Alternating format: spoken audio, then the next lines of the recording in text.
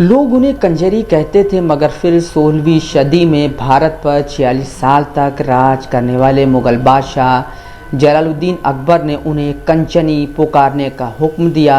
शायर और इतिहासकार मोहम्मद हुसैन आज़ाद सुखनदान ए फारस में लिखते हैं कि कंजर और कंजरी हिंदी में नाचने गाने वालों को कहते हैं। अकबर ने एक दिन खुश होकर कहा कि उन्हें कंचनी यानी सुनहरी कहा करो। पत्रकार व शोधकर्ता वकार मुस्तफ़ा बीबीसी हिंदी में प्रकाशित अपने आलेख में लिखते हैं, भारत में मुसलमानों की रस्मों पर सन 1832 में छपने वाली एक किताब में कंचनी का ताइफा के बारे में लिखा गया है कि उसे शहजादे और शोरफा दावत पर बुलाते थे। पोंगी, मृदंग, झांझ, घघरी, सारंग सभी साज मर्द बजाते थे। घुंघरू औरतें नाचते और गाते हुए पहनती थी। उनकी संख्या 3 से कम और 5 से अधिक नहीं होती थी। तवाइफें उपमहाद्वीप की सांस्कृतिक विरासत का अटूट हिस्सा थी, जिनका उनकी कला, फारसी और उर्दू साहित्य और शायरी के लिहाज से बहुत सम्मान किया जाता था। हालांकि वो मुग़ल दौर से पहले भी शोरफा को मनोरंजन उपलब्ध कराती थीं, लेकिन मुग़ल काल में उन्हें उत्कर्ष प्राप्त हुआ। बेहतरीन तवाइफें, जिन्हें डेरेदार तवाइफें कहा जाता है, शाही मुग़ल दरबारों से अपना वंश जोड़ती हैं। इतिहासकार और शिक्षाविद दानिश इकबाल का विचार है कि वे सिर्फ कला और संस्कृति का केंद्र नहीं बल्कि स्वतंत्र विचारों वाली महिलाएं थीं। पुरुष उन पर निर्भर थे, ना कि उससे उल्टा मामला था। मर्द उनके मुलाजिम थे, संगीतकार हो या संगीत और नृत्य के गुरु। मर्द उनके ग्राहक, मर्द उनके दलाल। ईस्ट इंडिया कंपनी के विरोध में जब असंतोष बढ़ा तो तवाइफों ने पर्दे के पीछे से उस विद्रोह में सक्रिय भूमिका निभाई थी। वे अपने ब्रितानी ग्राहकों की जासूसी करती, उन्हें बात करने को तैयार करती और उनसे मिली जानकारियों को विद्रोहियों तक पहुंचा देती। कोटे कहलाने वाले उनके घर बागियों के मिलने और छिपने के ठिकाने बन गए। दौलतमंद तवाइफें बागियों को आर्थिक मदद भी देती थीं।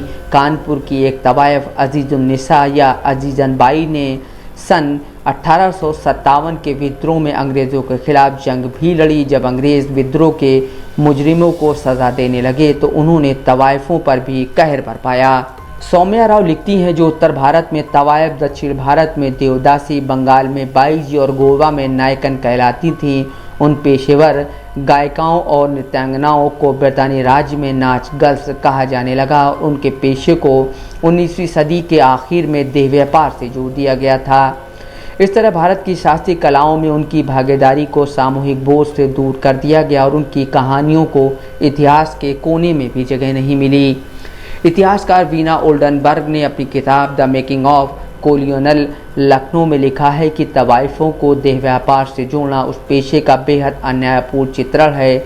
ओल्डनबर्ग ने लखनऊ की तवाइफों पर बड़े पैमाने पर शोध किया था। उन्होंने लिखा है कि जब अंग्रेज़ों ने 1857 की बगावत में शामिल लोगों का पीछा किया तो पता चला कि वो नाचने और गाने वाली लड़कियां थीं और टैक्स रिकॉर्ड में वो सबसे अधिक कर देने वालों में शामिल थी, यानी शहर में सर्वाधिक व्यक्तिगत आमदनी वाली थीं।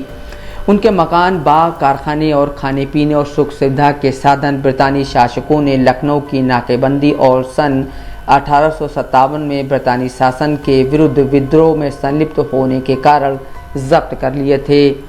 ये मामला सिर्फ संपत्तियों की जब्ती तक सीमित नहीं था, बल्कि सबसे आकर्षक तवाइफों को फौजियों की सेवा के लिए ब्रितानी छावनियों में भेज दिया गया था। वो तवाइफें जिन्होंने शास्त्रीय संगीत, नृत्य और उर्दू साहित्य परंपराओं में शानदार भूमिका निभाई थी, अब आम जिस्म फरोश बन गई थीं। शरीफ घरानों के बेटों को, जिनके पास समाज में सभ्यता सीखने के लिए भेजा जाता था, अब उन्हें अंग्रेज़ अफसरों और फौजियों की शारीरिक प्यास बुझानी थी। वे महिलाएं जो कई कलाओं की जनक थी और उन्हें लोकप्रिय बनाने में अपनी भूमिका निभाई थी। कथक, दादरा, गज़ल और ठुमरी की कला में महारत हासिल की थी और कला के विभिन्न रूपों को जीवित रखने के लिए बहुत कुछ किया था। उन्हें सिर्फ नृत्य तक बांध दिया गया था। 19वीं सदी के अंत में उपनिवेशवादी प्रशासन, ईसाई मिशनरियों और भारतीय समाज सुधारकों ने नाच विरोधी आंदोलन शुरू किया, जिससे जनमानस तवाइफों और नृत्यांगनाओं के विरुद्ध हो गया। रोजी रोटी तबाह होने के बाद उनमें से कुछ ने अपना पेट भरने के लिए देह व्यापार का रुख किया, जिससे जिस्म फरोशी के साथ उनका संबंध और गहरा हो गया। काजी टोप इवानिक लिखते हैं कि माना कि तवाइफें पढ़ी लिखी और उच्च वर्ग की महिलाएं थीं और ये भी कि उन्होंने भारतीय कलाओं में अपनी भूमिका अदा की थी। इस वास्तविकता पर पर्दा नहीं डालना चाहिए कि उन्हें मर्दों को शारीरिक सेवाएं भी देनी पड़ती थी। बहुत सी तवाइफों पर मर्दों का वर्चस्व था।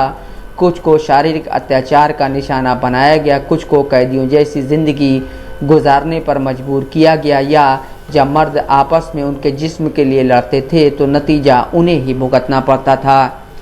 काजी अब्दुल गफ्फार का उपन्यास लैला के खुतूत सन 1932 में सामने आया था। यह शायद उर्दू का पहला नावल है जिसमें ख़तों की तकनीकी का इस्तेमाल किया गया है। उन्होंने एक ऐसी तवाइफ की ज़िंदगी को पेश किया है जो मर्दों के बनाए हुए समाज से त्रस्त है। अपने पत्रों में वह उसे समाज पर गहरा व्यंग करती हैं। इस आधार पर अजीज़ अहमद ने लैला के खुतूत को पहला प्रगतिशील उपन्यास बताया है। हालांकि प्रगतिशील आंदोलन इस उपन्यास के छपने के लगभग 4 साल बाद अस्तित्व में आया था।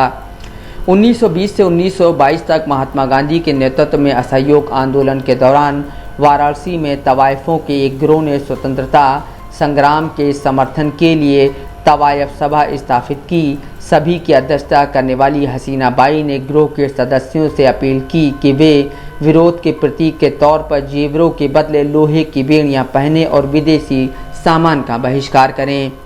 आज जिस्म फरोशी के लिए तवाइफ शब्द का इस्तेमाल होता है, जो गाना और नाचना सीखती हैं, वो अब गालिब या दाग की गज़लें नहीं, ग्राहक को खुश करने के लिए अश्लील फिल्मी गाने गाती हैं। कोई बाला खाना यानी ऊपरी घर नहीं जहां संगीत और नृत्य परवान चढ़े, बस कोटे हैं जहां अक्सर लड़कियों को अगवा कर या लालच देकर उनकी मर्ज़ी के खिलाफ जिस्म फरोशी के लिए मजबूर किया जाता है। Mohammad Asim Siddiqui, Dastak live news.